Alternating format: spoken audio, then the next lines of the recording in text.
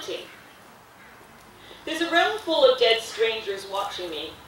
They've been here for hours holding spicy cocktails while I move between their limbs and the vacant walls which keep them. Their weariness becomes lodged in my throat and I can't spit them out. I have no sense of who they are any more than they do of one another.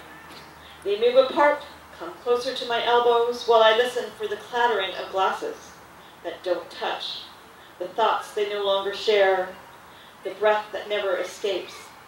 I'm careful not to bruise their noses or catch their eye as I try to pull down the shade.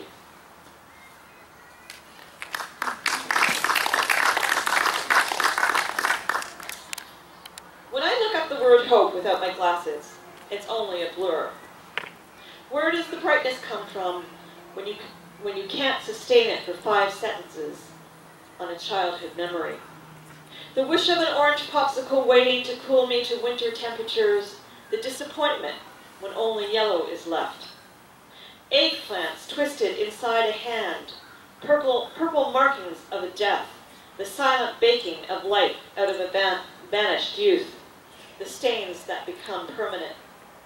Who dresses their children in white to play? These are old stories running through my head. Just sometimes I can't stop them, just like the old man on the street running through traffic can't stop the hostile words before he disappears between passing trucks.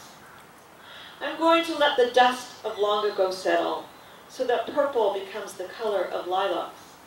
White, the clean sheet pulled up over a lover in the middle of the night, or the white skirt I now own, discarded in a nest of clothes, thrown off in a building heat.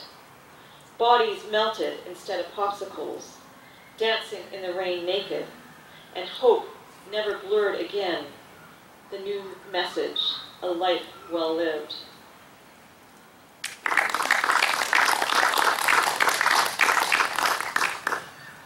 So, as Francie and Natasha read a poem about evil and the idea that if you speak evil of someone, you're actually killing a soul. I wrote a poem for that. I wrote a bunch of poems for that exhibit as well, but this was one in particular I wrote.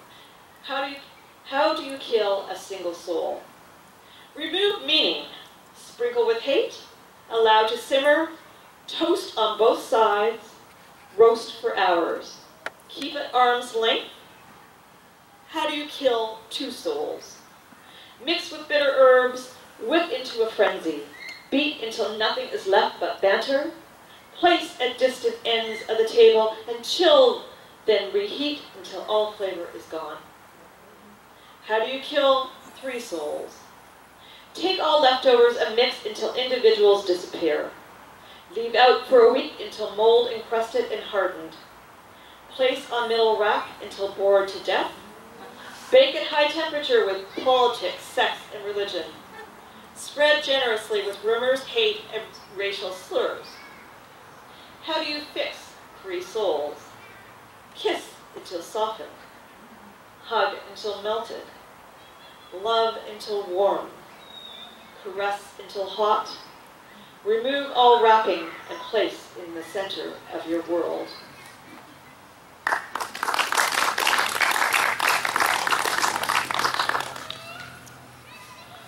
So as Francie said, we run an event at the Jewish Community Center where we bring in poets to write to the art and then we have them read. And I wrote this for another exhibit there, and it was this beautiful portrait of this woman, and she had these purple butterflies all around her. And I forget the exact image, so this is called Like Her. When she lets down her hair, she dances a tangle unaccompanied. A rosary hung from her bedpost, left by the lover, now asleep in his wife's arms. She commands the moon to disturb them, to silence their unborn child, to lay regret for music they cannot hear. She holds the slingshot that misses, the wishing bone she cannot break. Her hips swing in circles, her head falls between imagined gentle hands that remove the darkness from her sky. Like her, my tight braid holds the breathing wilderness of an untamed child. Like her, my body alone, rooted disenchantment, shaken off by a thimble of prayer. Like her, I scour the expansive night, beg for comfort with the movement of my hips. Like her, I witness the purple wings of butterflies in a tango, a salsa, a rumba. Like her, old lovers that can't be touched are touched, handcuffs of disappointment broken. Like her, I move.